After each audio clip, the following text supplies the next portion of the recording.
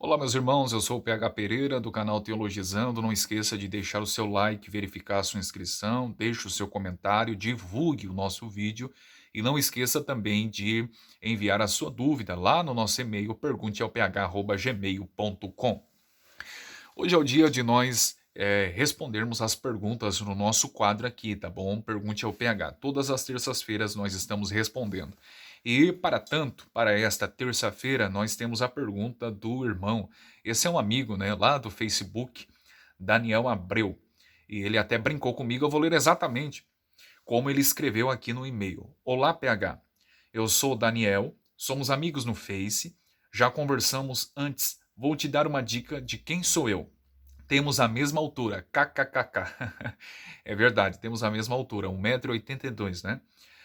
Pode falar o meu nome, sim. Pergunta, vamos lá. Assim como você, eu sou um ex-pentecostal, depois que eu abandonei essa coisa, kkkk. Meus antigos líderes fizeram de tudo para arrumar confusões, fofocas, usam o Facebook como muro das lamentações para comover os membros se fazendo de coitadinhos, simplesmente porque eu faço e compartilho posts reformados que, além de proclamar a verdade de Cristo, destrói as heresias do humanismo secular. É complicado, né? O Facebook, né? Rede social era para ser um meio de interação, né? De compartilhar ideias, né? Eu, por exemplo, quando eu faço minhas postagens lá no Facebook, também posto aqui no YouTube, né? Eu posto apenas com a intenção de divulgar aquilo que eu creio, aquilo que eu penso, né? Aquilo que eu acredito, né? E eu tenho posições firmes. E eu faço esse tipo de post, tem pessoas que não entendem, né? Algumas pessoas comentam, fazem comentários, né? Mesmo discordando, mas comentários que com embasamento bíblico, que dá para se ler, né? Que tem uma certa coerência. Mas existem pessoas maldosas que fazem comentários ridículos, ofensivos, né? Que não passam, na verdade, são ímpios, né? Travestidos de crentes, travestidos de evangélicos, né? Isso não era para acontecer, né? Infelizmente, eu não uso meu Face para ficar. Eu vou fazer essa postagem para dar uma indireta para o fulano, para a fulana, né? Eu trato sempre com seriedade os meus vídeos, os meus textos, né? As minhas frases que eu posto. E eu não faço com essa intenção de eu vou postar para aquele, para ter endereço. Não, eu posto aquilo que eu creio, aquilo que eu penso, aquilo que eu acho, aquilo que eu deduzo, aquilato, questiono, né? Então eu uso o Face para essas coisas.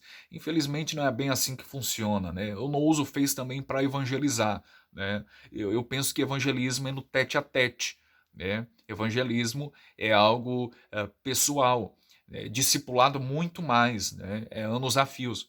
Então eu uso Facebook, eu uso YouTube para conteúdos para conhecimento, para instrução, né? Para sanar dúvidas, para confronto, refutações também. Né? Então eu uso para essas coisas, mas infelizmente as pessoas não têm essa maturidade e vindo da parte ainda de líderes é complicado. O irmão faz a pergunta, o irmão Daniel Abreu, se eu não me engano, ele que é da igreja do pastor Marcos Granconato, né? Igreja Batista da Redenção, muito bom, né? Escolheu uma boa igreja, meu irmão. A pergunta é, dois pontos, um membro ou líder pentecostal que age assim nasceu de novo? É um eleito salvo em Jesus Cristo? Abraço. Eita, agora ele quis me pegar mesmo, né? Ele sabe da minha posição firme, daquilo que eu penso acerca do arminianismo, né? Eu defendo que o arminianismo é heresia e não é um erro simplesmente doutrinário, teológico, mas de fato é heresia, né? Então ele pergunta se alguém que age dessa forma, um pentecostal, né, um membro ou um pastor, ele nasceu de novo. Meu irmão, eu te agradeço pela participação e interação aqui no canal, tá bom? Eu penso que é uma pergunta bem interessante, né? E eu respondo com base no texto de Jonas 2:9. Jonas 2:9 é o texto que eu sempre respondo para aqueles irmãos que me fazem perguntas parecidas com esta, né? E eu respondo: a salvação pertence ao Senhor, tá bom? A salvação pertence ao Senhor. Então não compete a mim julgar se aquele é salvo e aquele não é salvo, né? Nós é quem julgamos a aparência, né? Nós olhamos para o estereótipo e julgamos. Ele está com a Bíblia em mãos, ele tem cara de crente, né? Então ele é crente, né? Deus não julga dessa forma. Deus conhece o coração interior do homem, conforme 1 Samuel 16:7. Nós nos enganamos, pensamos que aquele pastor, né, que é um pastor bem conceituado, um teólogo, aquele irmão que a gente considera como homem e mulher de Deus, a gente se ilude, a gente se engana com as aparências. Deus não se engana, não. Deus conhece o interior, o recôndito, o âmago seleto da alma, tá bom? Que ninguém consegue perscrutar, mas Deus perscruta, Deus sonda o coração do homem, tá bom? Então, eu respondo, a salvação pertence ao Senhor. Se eles são salvos ou não, então a salvação pertence ao Senhor, mas há fachos de luz bíblica sobre essa questão. Por exemplo, em Provérbios 6, dos versos 16 ao 19, existem 6 coisas que o proverbista destaca que Deus aborrece, e a sétima a sua alma abomina. E ele destaca lá no verso 19 a testemunha falsa que profere mentiras, e a que mais ele abomina é o que semeia contenda entre os irmãos. Então, alguém que não sabe interagir, que não sabe ouvir a opinião avessa e responder, ele não está demonstrando uma atitude de um cristão, né? Ele, de fato, principalmente pessoas que não ouvem, né, isso acontece muito, que não assistem um vídeo todo ou não leem todo um texto e já sai promulgando ou promovendo contendas, né? Isso acontece muito, isso é pecado, isso é uma característica de um ímpio. A Bíblia também destaca na primeira carta aos Coríntios, no capítulo 5, verso de número 11, o apóstolo Paulo declara: mas agora vos escrevi que não vos associeis com aquele que, dizendo-se irmão, for devasso, ou avarento, ou idólatra, ou maldizente, ou beberrão, ou roubador, com o tal nem ainda comais. Percebe que Paulo diz que o maldizente não é irmão, embora ele se considere, mas ele não é. Vindo da parte de líderes, né, de pastores, é pior ainda, porque a recomendação bíblica em 2 Timóteo 2, versos 24 e 25, o apóstolo Paulo destaca como deve ser a postura do líder, como deve ser a postura do pastor, né?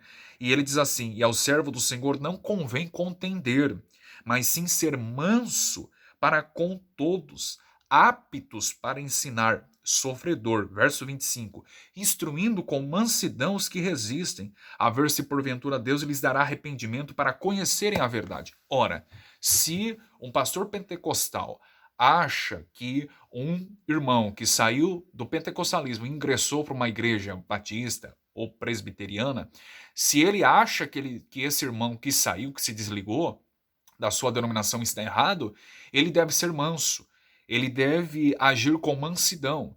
Isso é algo muito sério, é uma responsabilidade de pastores, não é nem uma responsabilidade assim de crentes individuais, mas pastores eles devem agir de forma mansa. Sabe esses pastores aí que aparecem no YouTube, totalmente desequilibrados, totalmente com atitudes indecorosas, irreverentes, palavras chulas? Isso não é uma característica de um pastor. Pega a escritura, leia toda a primeira carta do apóstolo Paulo a Timóteo, leia a segunda carta a Timóteo, capítulo 2 também. Paulo está destacando que o líder cristão ele é manso, ele é ponderado, ele é equilibrado, tá bom? E ele pensa no que vai falar. Então, um pastor que tem esse tipo de atitude, ele não é um pastor verdadeiro, ou pelo menos não está agindo de acordo com aquilo que foi chamado, né? Ele tem que ser manso e responder. Ele não deve confrontar no sentido de amaldiçoar, promover contendas, fazer fofocas, inventar falsas acusações, calúnias, mas ele deve instruir com mansidão aos que resistem, né? Irmão Daniel, se ele pensa que você está errado, né, pelo fato da sua resistência e mostrando biblicamente a verdade, a, a postura dele como cristão e como principalmente pastor é instruir você. Qual deveria ser a atitude dele? Chamar você e conversar e tentar instruir com o maior temor possível. Essa seria a minha palavra aqui, tá bom? Não esqueça de deixar o seu like, seu comentário. Abraço.